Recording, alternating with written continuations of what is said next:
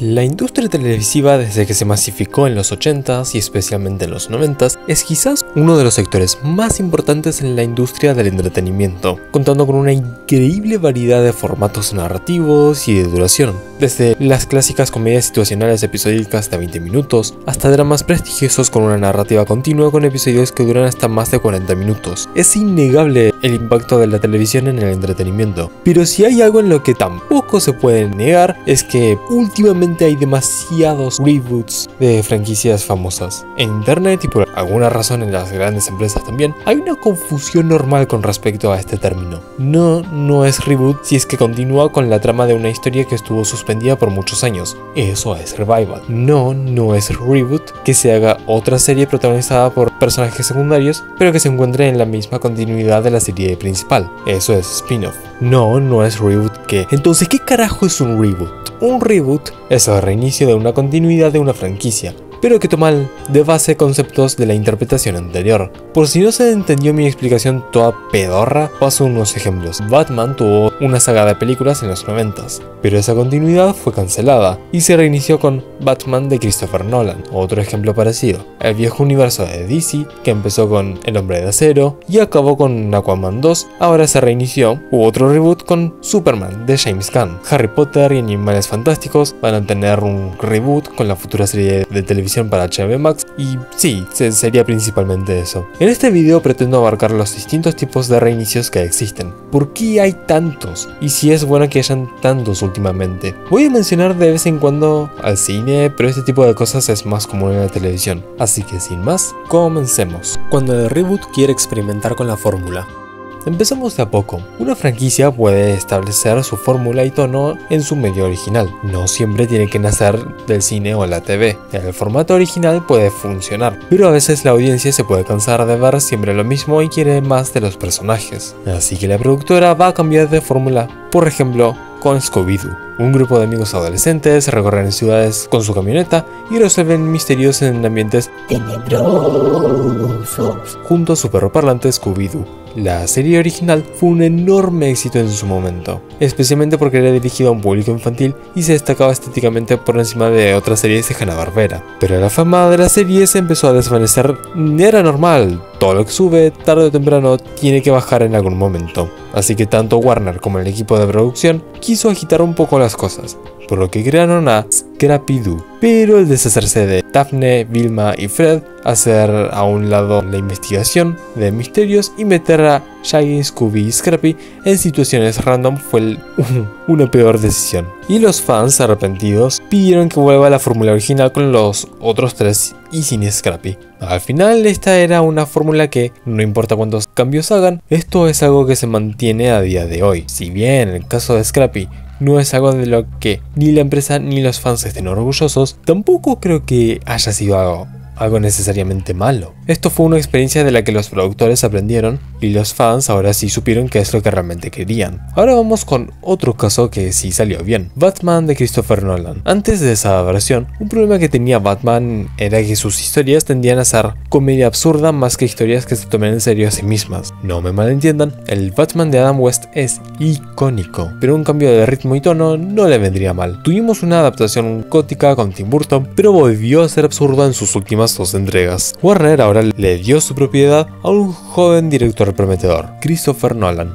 contando a detalle el origen de cómo es que Bruce Wayne se convirtió en Batman y teniendo un tono más oscuro que la saga anterior. Incluso que en las entregas de Burton, si bien su última entrega fue bastante polémica, por lo menos su tono narrativo y ambiente no era incongruente con respecto a las entregas pasadas. Esta visión oscura del personaje sigue vigente a día de hoy, con Batfleck y Robert Pattinson. Obviamente cada uno hace su propia versión, pero siempre se mantiene que Batman es alguien oscuro, cuando el reboot intenta ser moderno. Esto es muy común en el cine. Decir moderno puede sonar un poco ambiguo, ya sea por la ambientación oscura, algo que todos quisieron hacer en su momento, o tropos narrativos. Pero creo que una mejor palabra para referirme a moderno sería mejor contemporáneo. Cuando se trata de adaptar una franquicia a una audiencia más actual, a los estudios se les puede ir un poco de las manos con relacionarse con el público actual, normalmente agregando referencias a la cultura popular o agregar celebridades en el momento al elenco, o agregar canciones licenciadas al soundtrack de la película o serie. Por ejemplo, los Pitufos, que con cada adaptación a la gran pantalla siempre agregan referencias a la cultura popular. Pitufina en cada reinicio siempre es interpretada por alguna celebridad distinta. Katy Perry es Pitufina,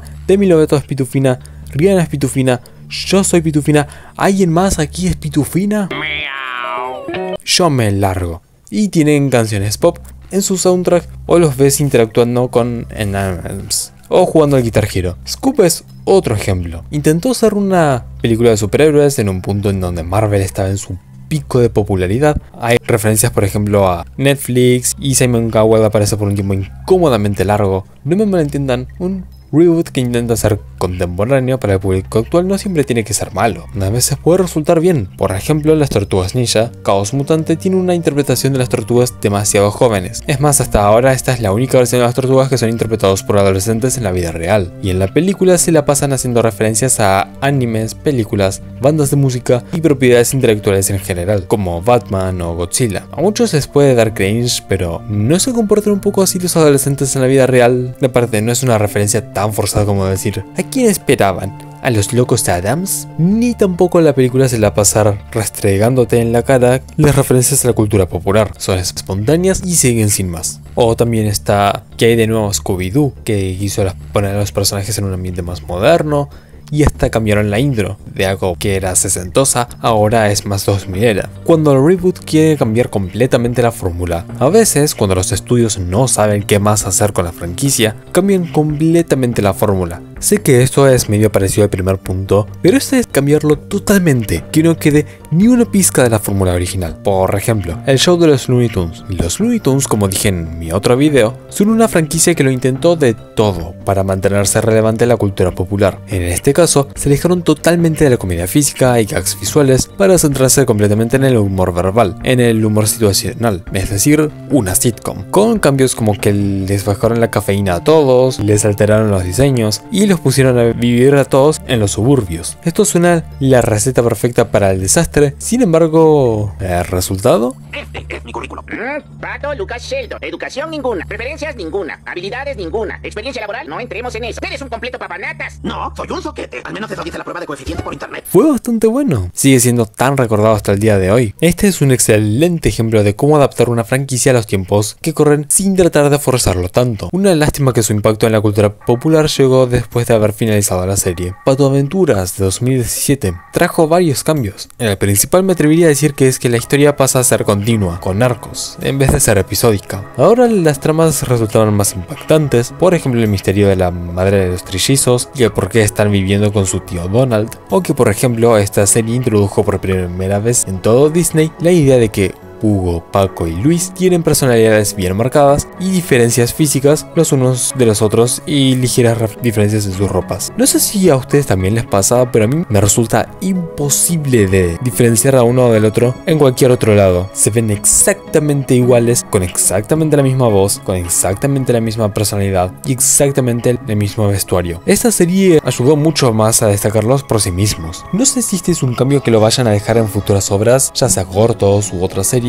Disney no usó tanto a estos personajes y no es que me la pase viendo cualquier dibujito de Disney que hagan hoy en día como para anotarlos, aunque ojalá mantengan estos cambios en los trillizos, en vez de que vuelvan a como eran antes. Eso sería un tremendo bajón. Cambios tan buenos de reboot que se quedan para siempre. Normalmente un reboot ofrece cambios desde ligeros hasta una completa reestructuración de la fórmula original o lavado de cara completo para apelar a un público nuevo, pero estos cambios suelen ser para una versión en específico, aunque hay cambios tan buenos que se quedan en la franquicia para siempre y en sus futuras reinterpretaciones. Por ejemplo, ¿sabían que el Grinch en los libros originales era blanco? El cambio al verde no fue sino recién hasta el corto de Chuck Jones que se le dio el color verde. Fue un cambio tan tan bueno que se quedó en las futuras reinterpretaciones del personaje y también en otros lados de la cultura popular. ¿Sabían que en los cómics originales las tortugas ninja tenían los vendajes del mismo color? Es decir, los 4 de color rojo. No fue sino recién hasta la llegada de la serie de los 90s que se les dio distinto color a cada uno. Y fue un cambio tan bueno que no importa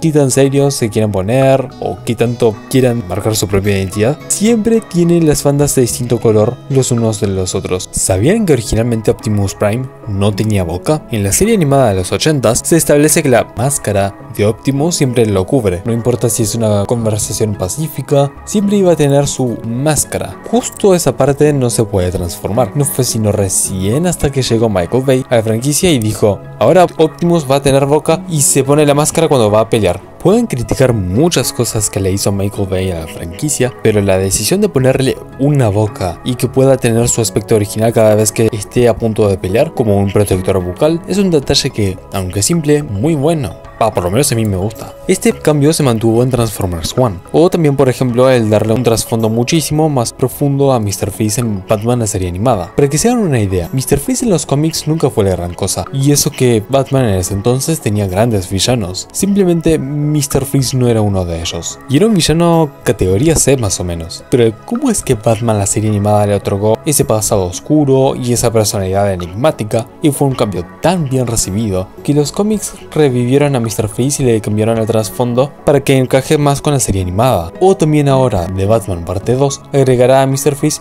y, seamos sinceros, seguramente también adapten su pasado trágico. Otra cosa fue el agregarle a Guasón una novia, Harley Quinn. Ha agregado tan bueno que la implementaron en los cómics. Carrió por un tiempo el viejo DCU y le dieron su propia serie de más de 5 temporadas. Cuando el reboot quiere ser edgy, esto puede depender mucho también de la época en la que se realice. A veces una empresa está medio avergonzada de su propiedad intelectual, por lo que es capaz de hacerlo más serio, más adulto o más maduro. Por ejemplo, Transformers parece que a mediados de los 2000 Universal vio rentable hacer a los Transformers un humor más adolescente / adulto y traten de farmear ahora cada segundo que puede. Por ejemplo, el tener a Megan Fox u Optimus diciendo a cada rato "te voy a matar", e incluso si es que eso es muy fuera de personaje. Pero Michael Bay lo volvió en su frase recurrente. Hablando de los 2000, los Looney Tunes, aprovechando la fama de las series animadas de superhéroes oscuras, pero para público familiar, como la Liga de la Justicia Ilimitada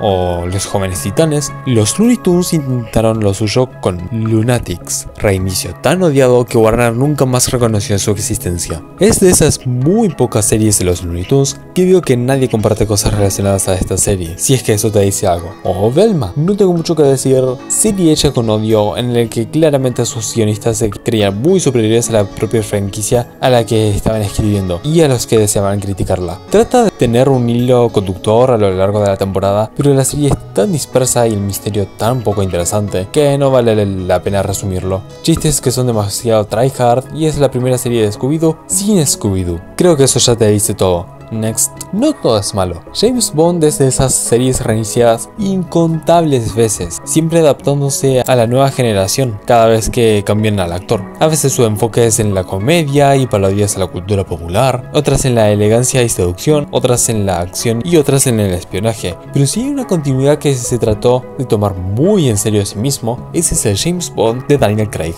Una trama sin muchos chistes, muy seria e introspectiva con respecto a su protagonista. Este fue un cambio muy bien recibido, a diferencia de la última aventura de Pierce Brosnan en el que hace surf en un glaciar. Cuando el reboot quiere volver a las raíces, a veces una franquicia que lo intentó de todo y se desvió un poco de sus inicios, quiere volver a sus raíces para recuperar con nostalgia a esos fans perdidos con los años. Por ejemplo, tenemos a Scooby-Doo y adivina quién, o Scooby-Doo and Guess Who, que tuvo de vuelta el diseño clásico de personajes de la serie de los 60 y 70 y la fórmula 100% fiel a la original, sin ningún cambio o gimmick. Después de varios intentos que intentaron modernizarlos, como el de hacer que tengan más dramas como si fuesen de la CW, o el que sean exactamente como sus aventuras originales pero ambientados en el presente de mediados de los 2000, o el hacer que sean como sus aventuras clásicas pero todos son chiquitos, o el que sean exactamente como sus aventuras originales, pero bueno, ya entendieron a lo que voy. Otro ejemplo que se me ocurre son los Looney Tunes. Como dije en ese video y lo dije también hace poco, los Looney Tunes también pasaron de todo. Jugaron con Michael Jordan, e hicieron publicidad a las Jordans, fueron superhéroes con una paleta de colores más oscura, fueron una sitcom, pero los fans querían la fórmula original tal cual, y por eso volvieron con el nuevo show de los Looney Tunes, originalmente llamado Wabbit. Trataron de traer cosas de vueltas perdidas en el tiempo, como el hecho de que el Pato Lucas tiene que ser loco y no un amargado, o que el Coyote sea alguien con una gran inteligencia que le guste hablar, demostrando su intelecto y se ha emparejado con Bugs Bunny y el diseño clásico de Porky. Ahora la comedia sería completamente slapstick, pero había cosas que no terminaban de encajar del todo, como el diseño de personajes, la música y los chistes simplemente no tenían timing. Por eso se hizo otro reinicio de los personajes, llamado Looney Tunes Cartoons. Ahora sí, el diseño de los personajes de los años 40, la exageración en sus movimientos y expresiones, la música que acompaña a los personajes, etc. Hubo algunos cambios en la serie original que realmente eran para mejor, como que el Coyote sea mudo y lo empareje con el Correcaminos, o que Porky sea bajito y cabezón, pero hay cambios innegables que hizo Wabbit que fueron para mejor, como el traer de vuelta al Pato Loco. ¿Por qué las empresas siguen con los reboots? Explicación cínica.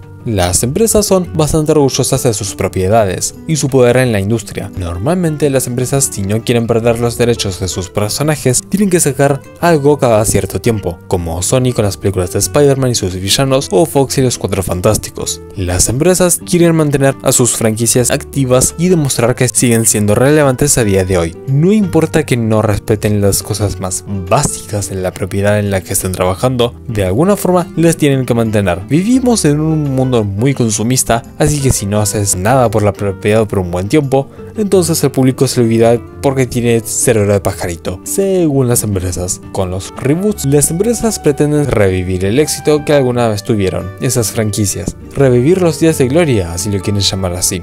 El público general ya no quiere experimentar sensaciones nuevas, probar algo distinto o algo que se arriesgue y experimente. El público general, más aún el casual, quiere ver caras familiares, están más dispuestos a ver el quinto reboot de los Pitufos en menos de 10 años solo porque conocen la propiedad, que ver algo con una cara nueva, con un nombre nunca antes escuchado. Hoy en día es más fácil hacerte un nombre en la industria por trabajar en una propiedad conocida que por tu propia voz. Cada vez menos se escuchan de series y películas originales que triunfen en la taquilla o tengan altos puntos de rating. Si tu serie o película no viene de una propiedad intelectual ya establecida o que tenga más de 8 temporadas, entonces no sos nadie. No digo que no hayan series nuevas queridas, pero sí digo que es más probable que escuches de una serie ya establecida desde quién sabe cuántos años que algo totalmente nuevo. Y las empresas solo ven las cosas mediante el dinero, y la audiencia solo está dispuesta a dar su dinero a cosas que ya conocen, a su zona de confort.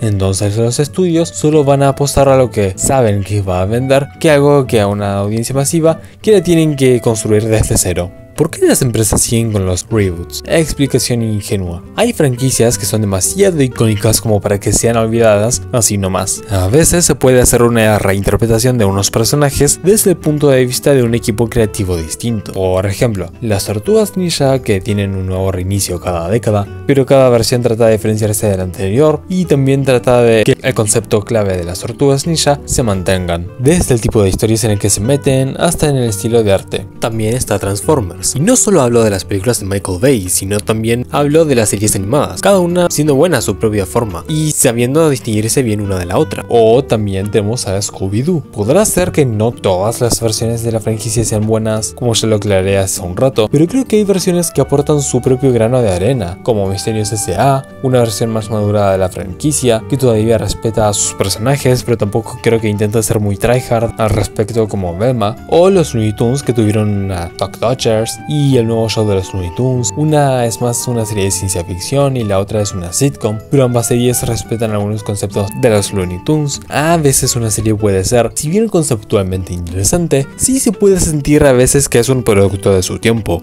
con algunos elementos anticuados, por lo que es entendible que un equipo quiera traerlo a las nuevas generaciones, haciendo algunos cambios necesarios o los ajustes que se necesiten. Las audiencias de una época no son los mismos que los de otra era. A lo mejor el tipo de narrativa puede ser anticuado, otras puede ser que hayan estereotipos y cosas raciales que en su momento eran bien vistos, pero hoy en día no. Algunos reboots pueden ser necesarios como para transmitir un legado de una generación a otra. Sería una tremenda lástima que algunas cosas se pierdan en el tiempo, que sea un legado que muera. Conclusión. Ya para este punto tenemos que aprender que el mundo prefiere ver las mismas caras de siempre que nuevas. Pero si el reboot es bueno, hay pasión detrás de él, no debería ser algo malo. Como los ejemplos que di de las Tortugas Ninja o Scooby-Doo. Pero no creo que les deba dejar repaso libre a los reboots, porque algunos sí que son malísimos. Y se nota que se hacen solo para no perder los derechos de los personajes o para aprovechar la nostalgia. Como los ya mencionados incontables veces los Pitufos, Alvin y las Ardillas, los Cuatro Fantásticos del 94 o del 2015. O las películas de villanos de Spider-Man de Sony. A veces un cambio en una de las interpretaciones de un personaje puede ser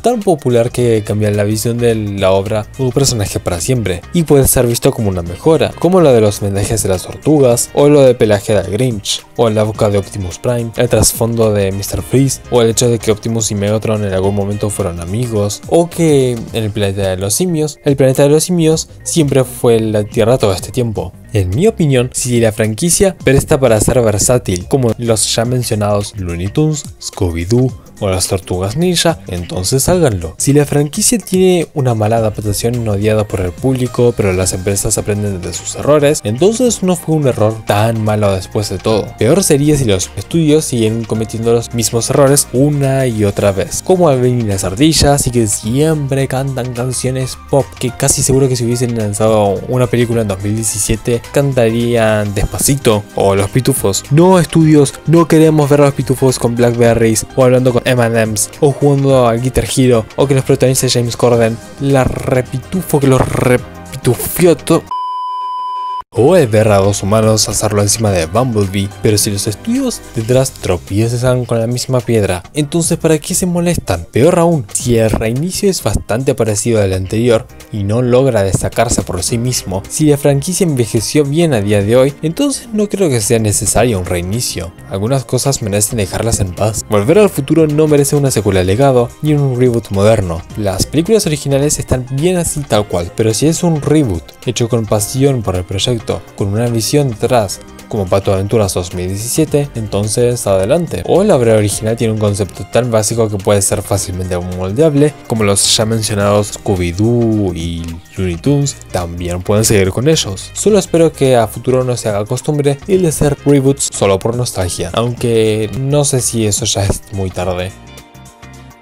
Y bueno, hasta acá el video del día de hoy, espero que les haya gustado, no olviden suscribirse y activar las notificaciones, que no sé si YouTube les avisa de los videos que subo, y seguirme en mis redes sociales. Y a ustedes, ¿qué les parecen las franquicias reiniciables? ¿Creen que todas merecen dejarlas intactas? ¿Creen que todos merecen seguir vivos? Hay algunas excepciones de franquicias que merecen dejarlos en paz y otros que sí merecen ser traídos de vuelta. Los voy a estar leyendo en los comentarios. Soy Luco95 y me despido. Adiós.